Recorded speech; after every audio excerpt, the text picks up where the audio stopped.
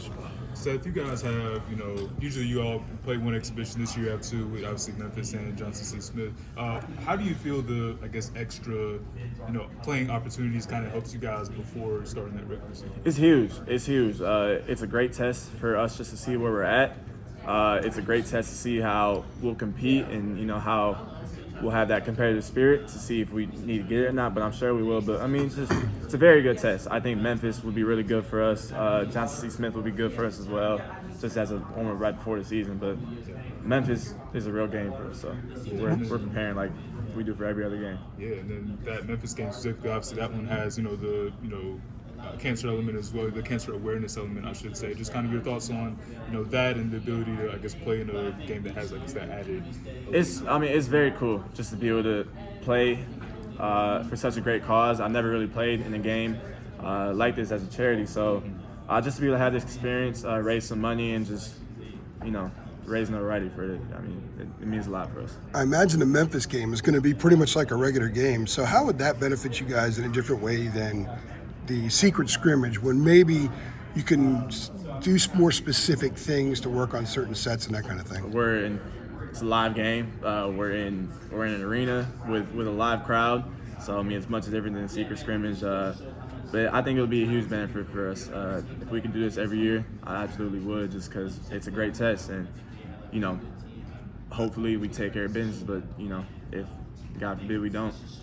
You think it's better? Count, it's better to go on the road? The game doesn't count. So, and you're going to be in Fall Gown Fieldhouse a couple weeks later, so right. It's going to be a similar type. It'll be a great experience. test for us to go on the road. I'm glad that we're doing it because, we know that Allen Fieldhouse is legit. So. It's going to be legit. Yeah. Transfer questions out of the way. Is there a story or anything crazy that happened when you're in the portal that's that kind of shocked you from a coach or anything? Yeah, nothing really crazy. Just something that I always kept with me was just how often the coaches reached out when I was in the portal, and how often former players texted me and called me and expressed how they wanted me back at the university, and even if I didn't come back to the university, how they would have my back no matter what for years to come. So that was really special. that really stuck with me. I didn't feel that type of love from any other school.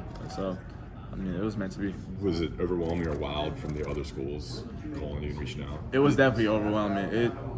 I'd never been through that. I didn't really know what to expect. I expected it to be something like, being recruited in high school, but you have much more time in high school. So it was really compact, and I can't say I enjoyed it. Okay. Yeah, Was there a specific conversation that you had with a former player that made you think, man, this is where I got to be. This is my home? Danny Green.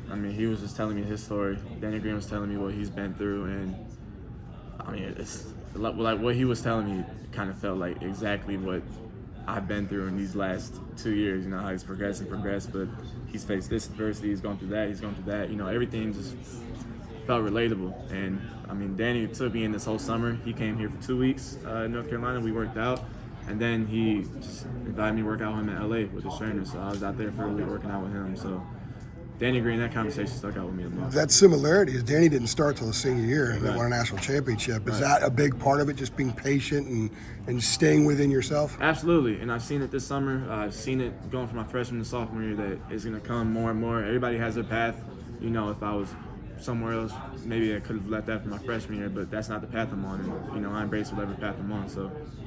What do you see your role as this year? I know someone asked you, you may start. Who knows if you start or not? But, what do you see your role as developing from what you did last year to what you could be this year? Just to be a huge leader.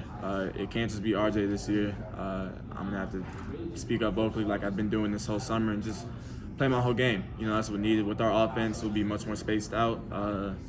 Not really freelance, but we'll be playing freely. So it'll give me a lot more opportunities to do what I need to do and be the elite defender I know I am. That's a huge thing that I know that has to be done this year. What have you worked on in particular, maybe offensively, to enhance your game? A lot of on and off the ball shooting. Spot up will always be there, always work on that. But coming off of DHOs, coming out of exits, coming off of a ball screen, and just playing with the ball in my hands this summer, like I know I can, but just getting the reps on it. And then, what was I say? Oh, are you more of a vocal person than RJ? You seem a little more outgoing. I don't know. Yeah, I'm more. We're vocal in our ways. I think I might be a little more vocal in a way, but I'm more fiery. I'm more start the argument in practice. You know, that's kind of the type of leader I am. You know, he's the here we go, guys, do this and that, and I'm the I'm like, RJ seems a little more like a chill. Kobe type of way, you know. Okay. Yeah. Not saying I'm Kobe. You know what I mean. So, What was that? You both out your round. Nah, RJ. I might try. We've gotten to a couple fights or something. We've really pushed each other. We've guarded each other all practice and just made sure we've been able to be the best people that we can be towards each other, and it's paid off. So, one thing that Hubert obviously was talking about in there was rebounding. Obviously, you don't have Harris, you don't have Armando. So, in practice so far, who's been getting the most rebounds? Down Jalen Washington. He's been a beast on the boards. Ty's been dominant on the boards. His athleticism is something that I just did not know that he had like that. Yeah. And Cade has been a huge surprise. Cade, Drake. When Drake goes to the offensive boards, he's amazing. We just gotta get Drake to go consistently. But Cade has really stuck out this summer on the offensive boards. I did not think Cade could be somebody who could out-rebound some of the more athletic guys on the team, just the truth. But he's really done a good job of it. So yeah, because I think Cade averaged like maybe 7 last year when he was at. Did he? I Okay. think something like that. Yeah. What do you also see as the guard's role in that rebounding effort too? Obviously, again, a lot of rebounds, kind of leaving and things like that. I guess how much has Hubert kind of emphasized the role of you, RJ, whoever, in crashing the glass? Oh, I mean, he's for me. RJ's not allowed to crash the glass because the 1 and 2 get back. So if I'm ever the 2, you won't see me crashing. But when I'm the 3, you'll see me going and just trying to get the board, being as fierce as I can, being as competitive as I can. I have the athletic ability to go do it, and he knows that. So he sends me, and when I don't go, I gotta run for it. So That is the vertical, I guess. Absolutely. How much work do you get in at the 3? Because you can guard the 3. Yeah. And you can hit the boards and stuff. I'm just kind of curious how much work you're getting in there. A lot. I spent a lot this summer genuinely at the 1, 2, and 3. So just make sure I know everything at each and every spot, just for, no matter what the circumstances, no matter what the situation is, I'm ready. So. And one reason I asked that, because I don't know if I talked to you about last week, but some of the guys were talking about interchangeable parts and just the versatility that you can have guys on the floor that can play 1, 2, 3 at the same time like you, and it kind of throws the other team off because they don't really know who's doing what Who's in a doing sense. what? Absolutely. And it's helped. I'm a smaller 3 when I am the 3, but I think my frame and just my weight, everything, my athletic ability, it makes up for it. So What was the first thing that popped out to you about Cade when you first saw him play? the way he shoots the ball. I mean, I think the same thing that pops out for everybody. He really is an elite shooter. He shot 46% at Belmont, and I mean, he's had his downs, he's had his ups, just like every shooter's had this summer. But I mean, when he shoots the ball, I have full confidence that it's going in. Jay Witt joked last week that Cade hadn't missed in 3 months. Hey, listen, I mean, really, that's how it is. There's this one open gym where he was racking them off. Like, it was crazy. We had a few practices like that. Is there some moxie in his game, or is he sort of a quiet assassin? Quiet assassin. You won't ever hear Cade talking. You could say the most derogatory term to Cade, and I don't think he'll ever respond. As an elite defender, does that get on your skin more in some ways when a guy doesn't say anything instead of talking trash, because so many guys do that? Nah, I'm not the type of person to talk trash first. I'm not going to try and get under your skin just to get under your skin. But when you're defending somebody and he's hitting threes on you and doesn't say a word, that's different. So is that kind of annoying a little bit, or?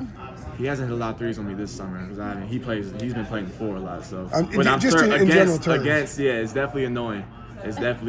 Just, I mean, we've all been there.